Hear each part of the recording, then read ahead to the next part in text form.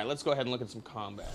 One of the things that we really wanted to do here is we wanted to make sure that the game was accessible to everybody, as I've said. So one of the ways that we've done that is we made sure that, especially if you're a console player, but even if you're a PC player, if you're not sort of a hardcore combat fanatic, then you can get in there. So let's see here. We've added a lock-on.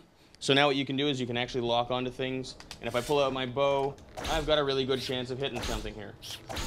So that's an option for you if you want to play it that way. It's a long game, however, and you may want to, you may want to level your skill set up. So if I choose not to lock on, and I'm probably going to miss, but let's see what we can do here. There we go. If I choose not to lock on, I can shoot my bow sort of on the fly. And what we've done is we've said, okay, well, if you're not going to lock on, you're going to do double damage. So what it does is it gives you a balancing feature. Okay, cool. As I level up, and you'll find this with the swords and the magic, you're going to get charge attacks as well. It's an RPG, so we want to make sure that the longer you play, the funner it is. So let's go ahead and jump in and see if we can do some melee. Cool. So I pulled out my sword, and it's multi-directional combat, so I can fight people behind me, to the side, any direction I want. There we go. Oh, get the guy behind me. There we go. And the idea being that if a mob attacks you, you can really handle a large group of people, regardless of what they're doing. Other things that we've got are as you're attacking, if I just want to button mash, I can. But at the end of every swing, you'll see my sword glows blue. And if I hit the button at the right time, I'll actually pull off a combo. So the idea is that there's different kinds of combat going on with everything. All right, let's take a look at some magic real quick. Cool, so we've got a fireball here. It's an RPG, you've got to have a fireball. If we take a look at it, you can see that we've got, it's obviously got all the dynamic lighting going on. You can run into a dark cave with it, and it's going to act as a light. There's all kinds of occlusion going on and all that stuff, so it actually looks like a fireball. And, when you're holding fire in your hand, you want it to be as realistic as possible. Let's take care of these guys. So I'm going to throw some fireballs at these guys. Again, I can lock on if I want to. There we go.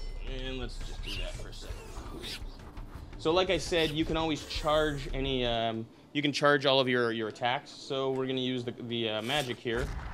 And I'm going to lock on to this guy. Let's see if I can get him. There we go. And I'm going to charge this one. So this would be a full level 3 fireball. And it's turning into an AoE now. So it's an area of effect. And you can see that we just, blow everybody in the neighborhood away. I'm going to quickly change to my sword, and I can really go to town. So it's an RPG, so we've got a skill tree-based leveling system. Every time you level, you're going to get a certain number of skill points, which you can spend on whatever you'd like, whether it's melee or magic or ranged.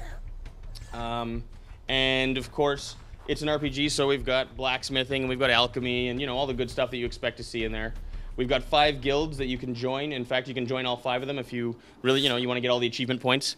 So you've got the Mages Guild, the Alchemist Guild, the Fighters, and now I'm on the spot, so I've got to get all 5. We've got the Merchants, and we've also got the Rangers.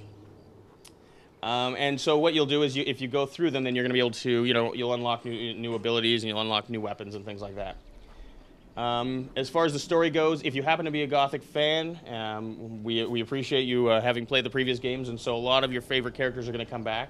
And in fact, the lead character from all the previous games is back, but this time, at least at the beginning, he's the bad guy. So if you recognize it, then you're going to have some closure. But if you're brand new to it, then it's okay too, because it's a brand new character, it's a brand new island, and it's kind of fresh.